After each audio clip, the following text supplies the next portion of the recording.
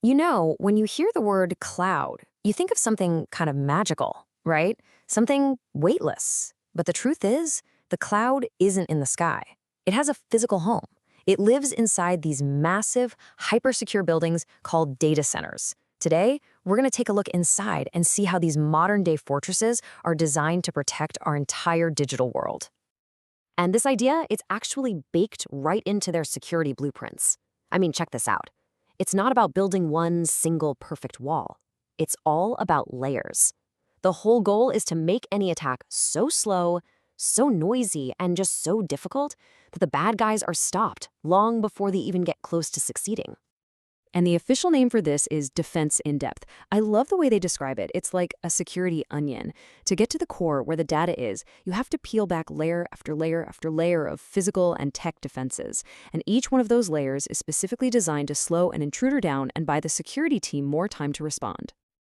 And this whole strategy boils down to a super simple but really powerful playbook. They call it the 4 Ds. First, you deter. You make the place look so tough that no one even wants to try. But if they do, you detect them instantly.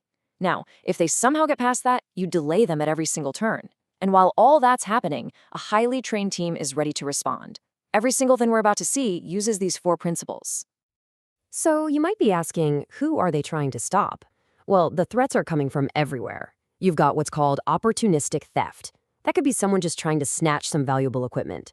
Then you have targeted intrusion. Think a really sophisticated attack from a rival or a hostile group. And maybe the scariest of all, the insider threat. That's when someone you trust decides to go rogue.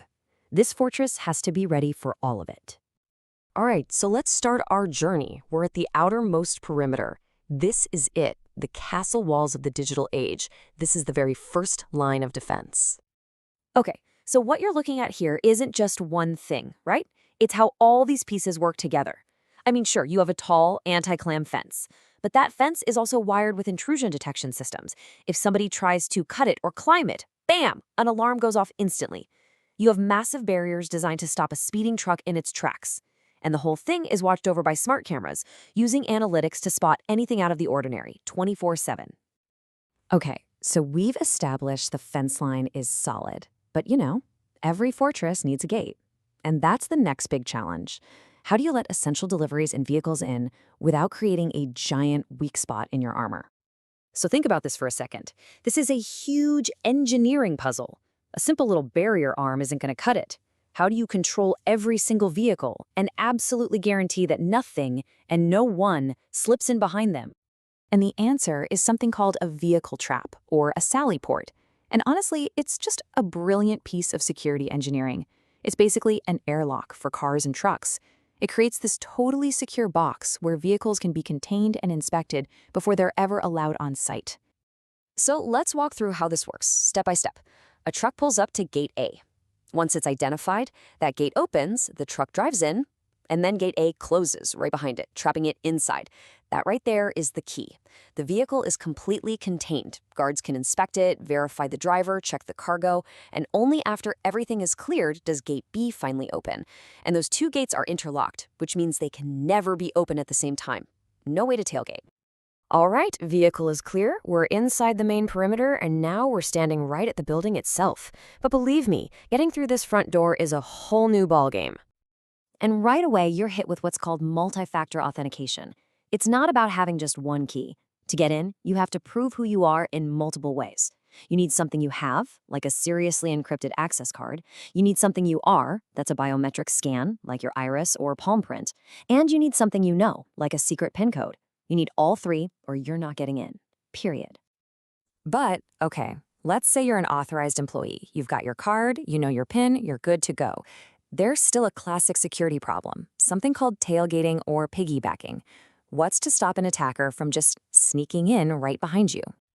And the solution, well, it's just as clever as the vehicle trap, but it has a way more intimidating name, the mantrap. Just think of it as a sally port for people. It's this little security room that's designed to do one job and do it perfectly. Make absolutely sure that only one authenticated person gets through at a time. And going through one of these, it's pretty intense. Here's what happens. You authenticate at the first door. You step inside, that door closes and locks behind you. Now you're trapped in a little portal. Sensors, maybe weight sensors or 3D cameras, make sure it's just you. Then, you have to authenticate again, this time maybe with an iris scan, and only if every single check passes does that second door finally unlock and let you into the secure area. Okay, wow. So after the fence, the vehicle trap, the building's front door, the man trap, we finally made it. We are standing at the door of the data hall itself. This is where the actual servers, the cloud, live. But, and you're gonna love this, you're still not in. All of that security, all those layers we just went through, that just got you into the secure hallways around the data hall.